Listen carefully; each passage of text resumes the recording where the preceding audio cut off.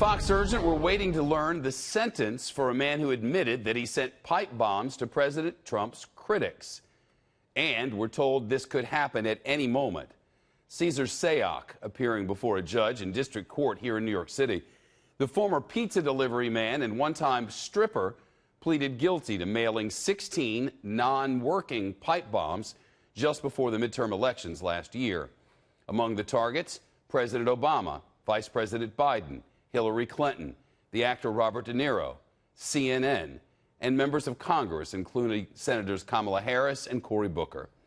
The man's van covered in images defending President Trump and criticizing his enemies. Bryan Llenas outside the courthouse. Bryan, explain what happened inside. Shep, we know that for the last 2 hours, Cesar Sayoc has been inside of his sentencing hearing. The judge, District Judge Jed Rakoff, brought in a bunch of experts in which he questioned them. What's at heart right now is about Cesar Sayoc's intent. Did he mean for these bombs to not go off? Because remember, none of these 16 pipe bombs did go off, and no one, thank God, was injured. But the question here is whether or not he intended for that to happen. The prosecution believes that Cesar Sayoc is a domestic terrorist and did intend for those bombs to go off. It's not his fault, their fault, they say, that they did not. But the defense is making the case here that this was all hoax bombs, that this was a mentally deranged person who sent out hoax bombs and not actual bombs that were intended to go off.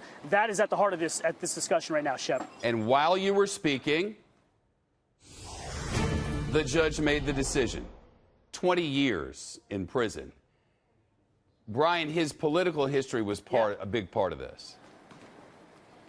No doubt about it. The defense here was arguing that he should get 10 years in prison, not life in prison. This is a 57-year-old, and their entire defense was about his mental illness. They say he had untreated mental illness, somebody who was hit hard by the Great Recession, and he found himself stuck inside of his van, estranged from his family. And during that time of being isolated, he became obsessed with President Donald Trump, and he believed that prominent Democrats were out to get him.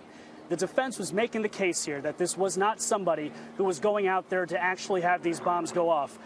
It appears here, based on the 20 years, this could have been much worse for the defense, but he chose 20. It certainly does. Shep. Bryan Llenas live with us from Lower Manhattan.